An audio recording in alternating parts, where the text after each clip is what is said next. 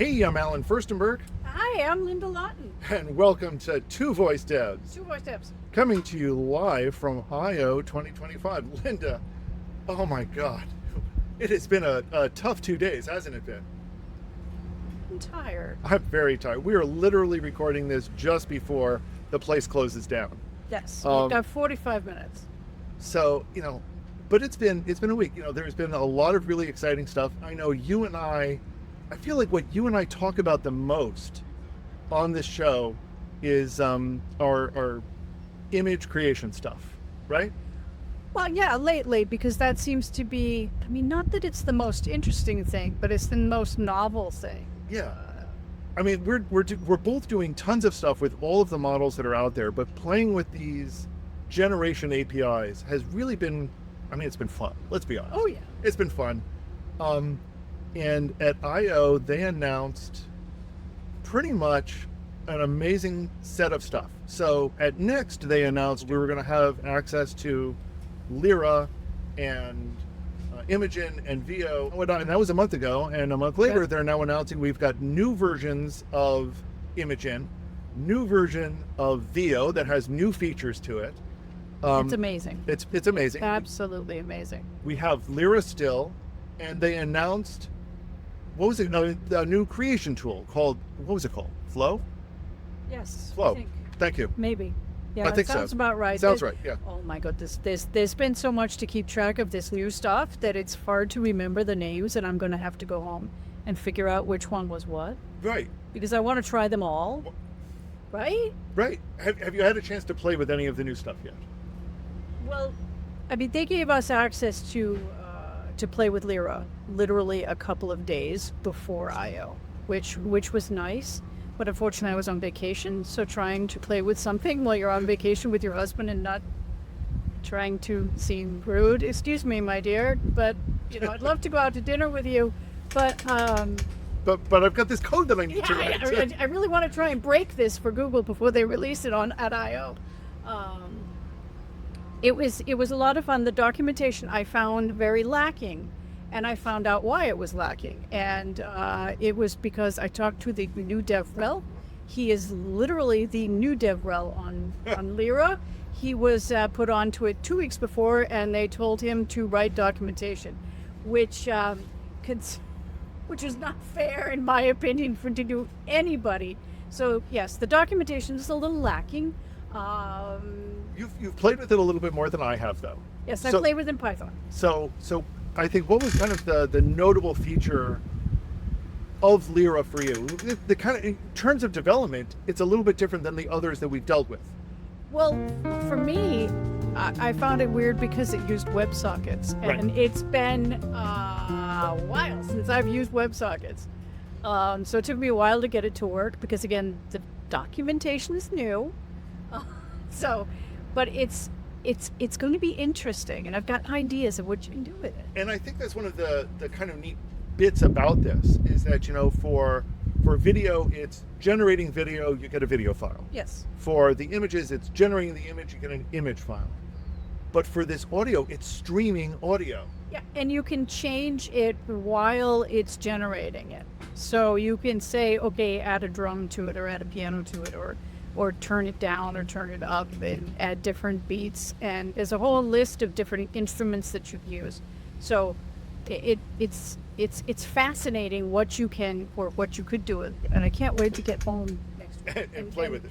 And play with it, because I think in my case, the best use case I can think of for it is for YouTube videos. Because a big issue with YouTube videos is, where do you get the music for your videos that you aren't going to get a copyright strike? Right. That's a good question, actually. Do we know that this is going to be safe from copyright strikes from YouTube? See, that was my question as well, and I didn't have time to ask this, because can the copyright detector for YouTube detect that there's a plane going overhead? Detect that it's not copyright, because Right. it is technically generated, and when things are generated, aren't they technically copied from that training? I don't know. It's complicated. That's one of those complicated questions that nobody's got a good answer to yet. we're gonna wait and So find we'll out when find out. somebody gets a copyright strike. Right. But then the question is they were also adding some kind of watermark to the videos and to images, or to text video and images. I can't remember. I think they've demonstrated that it's possible to do on text, but I'm not sure they've done so.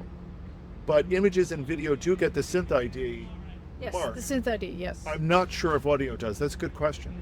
Because if you can get a synth ID into it, then you can prove that this was Generated. And it's generated. not, yeah. All right, but then I have another question that makes it even worse. If I generate something, is it then copyrighted to me? And then if you take it and use it in yours, are you taking my copyright and then you get a strike on my copyright because it was mine? I feel like we had this question, or we started having this question when we first started talking about images, about can I copyright? You're right, and we don't have an answer yet. We don't. No. We don't. And I don't think anybody does. So one of the things I think is interesting is, again, the audio works by sending it prompts, and it just keeps streaming music until you Yes. send it a new prompt or change. I think that's fascinating. Yeah, It's a really different way of thinking about how this is going to work. Yes, but now, again, please remember, I literally only had about 3 hours to play with it. Yeah, I get it. All right.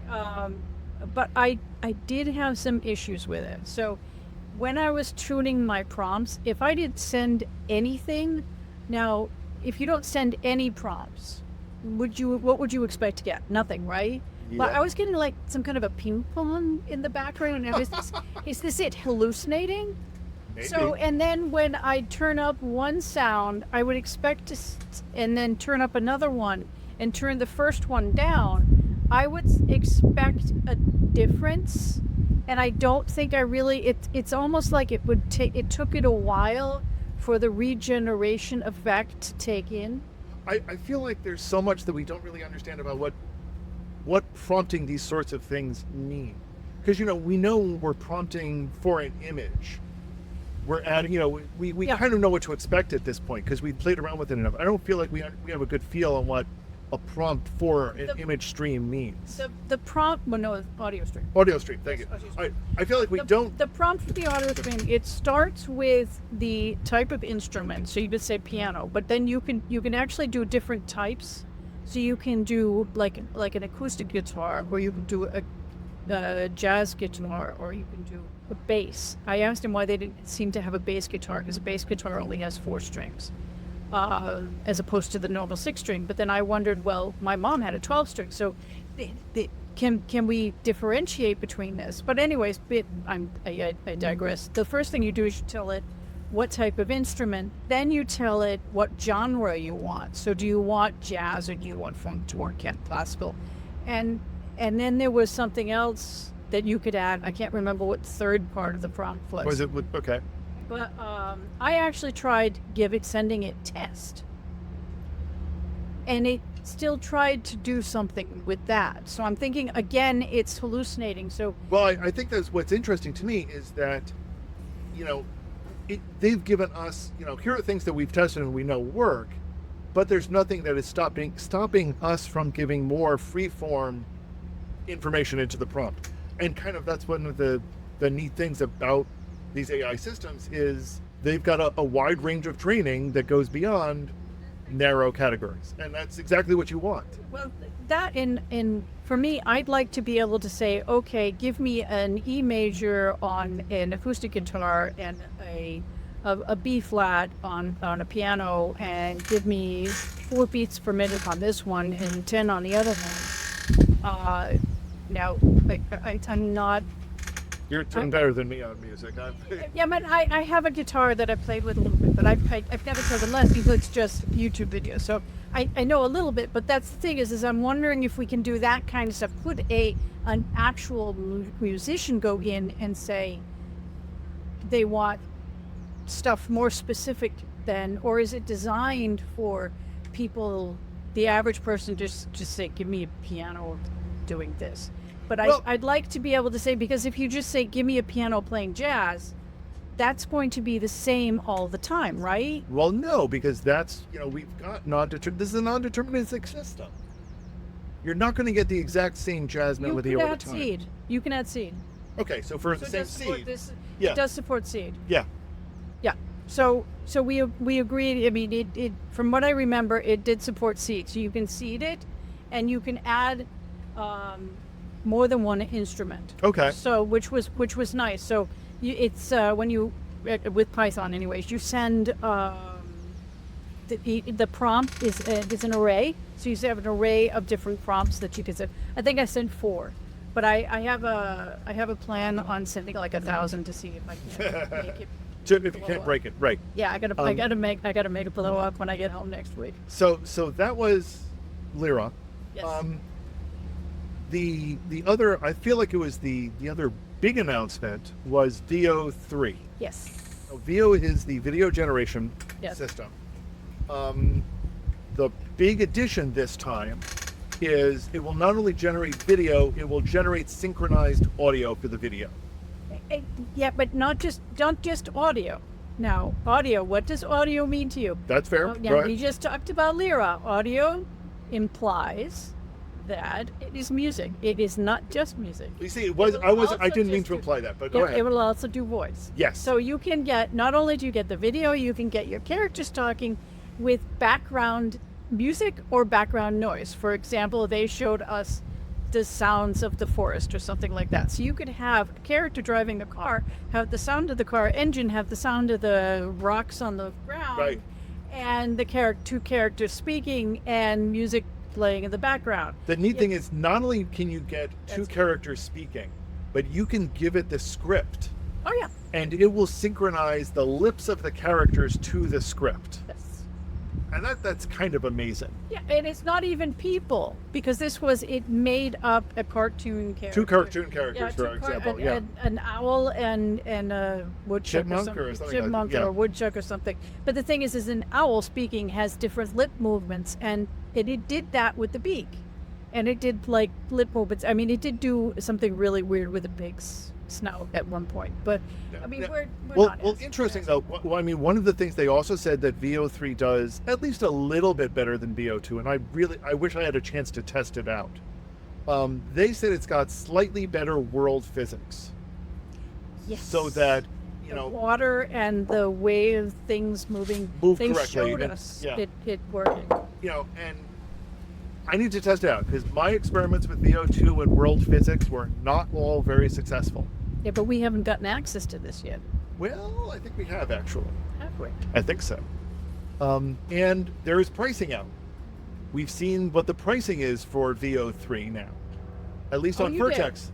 I went to look. It's on the Vertex pricing page. Oh, I didn't look at that. See, I did that last night instead of going to bed because I was too tired. You see, you can't go to sleep at I/O. That's what benches here are for. You can't sleep at I/O.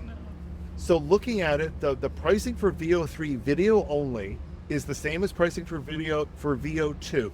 Yeah. And that's it's 50 cents a second. I mean, it's not cheap. Let's be clear. No, it's not cheap. And if you add audio to that, it's now a total of 75 cents a second, which is that's a big chunk of cash for an 8-second video.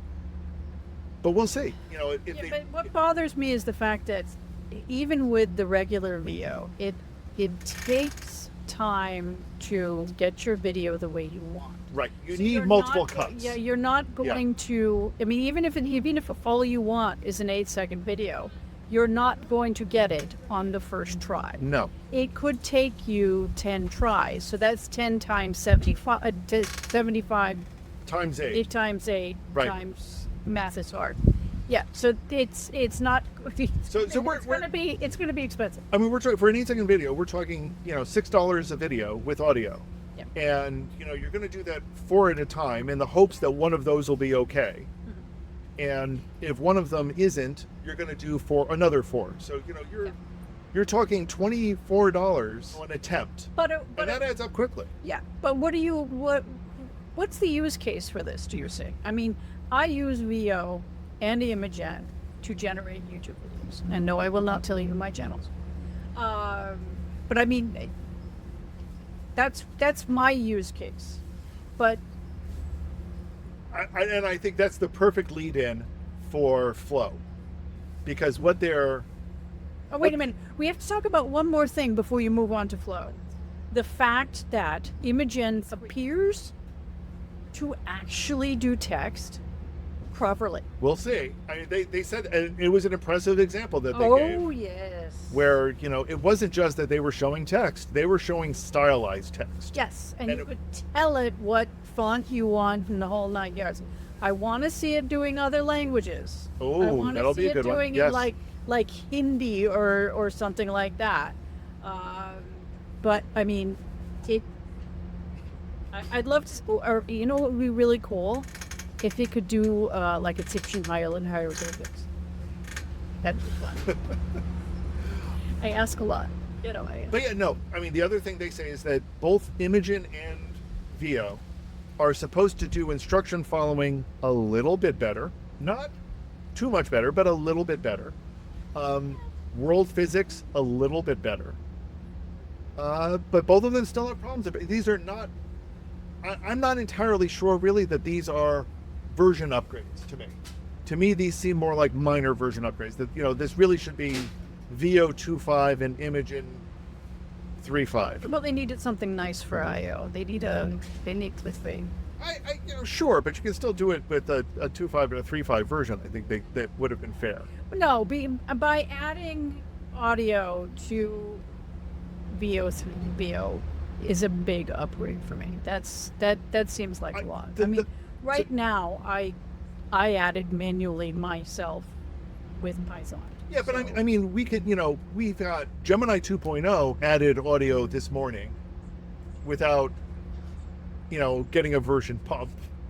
I mean, there's not a lot that they can do with these. They're going to be baby steps now. This isn't going to be like when we went from the first versions of Bard, that you went from like a 2-year-old to an 8-year-old. Right. No, and it's fine. But we're not going to get these giant jumps. Anymore. But I think our versioning number should reflect that.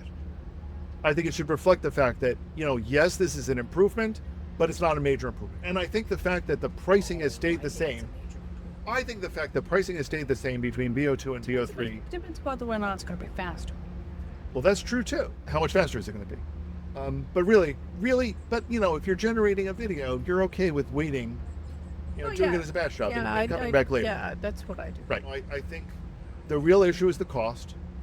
What does this really cost to do? And I think the cost is steep. But that gets into what's the use case. But what are you going to use it for? I mean, are you going to... Stephen and I went to that one session. Now, this was the session with Demis, the head of Google DeepMind. Yep. And it was a movie creator, right? Yes, and they used it in a movie. Now, in that instance, it's perfect because there is like adding CGI to a movie. Right. And, movies they have huge budgets. So, I mean, adding $25 to generate some fade seconds. Oh, sure. That's nothing for them. No, especially because, if otherwise what you're doing is you are hiring a special effects team to do a 10-second clip. Well, that special effects team to do 10 seconds, that's, 20 people who are spending some outrageous amount of time doing the special effects. And that's got to be more expensive than $25. I have a coworker. He was I couldn't tell him about VO because it was still under NDA and we weren't allowed to talk about it. But he was in the process of trying to create, he was using some other application to create images and a video for a marketing campaign at work. And I was like, oh, you just need to wait. Just wait. Because I've got something that'll be really, because if for a marketing campaign, for a really easy marketing campaign, you put it on and it would have worked great for that. But all of this gets back to what I've been trying to get back to for 3 interruptions. Oh. And that's Flood. And this is their professional studio type system. Yep, that's right. We've got to try this out. We were watching over some people's shoulders as they were playing with it. Yep. It was actually something that I was thinking about doing myself with the script that I've been generating for my own video generations for YouTube. It's really cool the way that you can talk to the AI and have it generate the videos for you, and then add different stuff. Yeah, I think the other interesting element to it is that you're controlling it by voice. Yes. You're giving it instructions. You are stitching pieces together, so you're not just creating 8-second long fragments. You're stringing them together one after the other. Yeah, so you won't have to. I use DaVinci Resolve. You won't have to do that yourself. You can get the 8-second video and then tell it to, okay, give me 8 more seconds, Right. and it will somehow figure out what the previous. Well, basically what it does is it takes the last frame of the previous one and continues it. Yeah, but I question how well that's going to work, because if it's only one frame, how is it going to know if the character was moving left? And Well, then if you're continue by moving presumably it right? you're giving it prompt instructions. Or, the other thing you could do is, as part of your prompt, give it a summary of what happened in the previous 8 seconds. I can sort of, and that's something I'd like to play with, to be honest. See that. You But, know- but you could also add music to the background, and because Lyria was plugged in, wasn't it? Right. No, That's the whole point of this is that you're using all of these creative tools for creators. Yeah. It's enabling people who have an artistic sense, who have a sense of, how things should look, to be able to control the system and give those kinds of instructions. Actually, I don't think so. I think it is for people who have no artistic sense and no ability to use a video editor or create their own music to still be able to create something. The impression I got from both what we saw at the keynote and what we saw in the AI sandbox was that, yes, anybody can use this, but there's very much a kind of an intent that this is a professional tool. This is enabling professionals to do I think that's better. a shame. Because then they're going to price it towards professionals instead of the average person. Well, speaking of price, that goes to the new Gemini tiered plans, that we now have this Gemini Ultra, which includes VO3 and Imagen 4 and all of these great models. Yes. At A rather impressive price. at $250 a month, which I think everyone, when they saw that, kind of was like, yeah, no. And wasn't it region locked as well? I think it was at least temporarily region locked. Yeah, Region locked, which yes. means that the EU is location discrimination against, and those of us who live in the EU have issues. Well, So- I think the reason why it's not available in the EU is because the EU's AI laws right now are, I won't say they're restrictive, I won't say they're overly restrictive, but I think they are something of a challenge to get right, to follow through incorrectly. And I think Google doesn't want to rush into distributing something there before they've got full legal compliance on it. Yeah, my understanding is that Google has to apply for very strict rights to add things or to release things before, whereas in the US they're allowed to just basically throw it out in masses and see. Well, at least currently they are. Yeah. That's another issue completely. But I think that they have to apply for permission first with the EU, and that takes time, as does everything. So this is all exciting. Hopefully, as part of this, we will include some of our early experiments. We will see. Well, I recommend you not show them the ping pong version that I sent you. Okay. We'll see if I got the soda version working correctly. Oh yes, I still need to try and help you fix that. So See if we can get that. but we've got new models to play with, so Yes. maybe it will help a lot.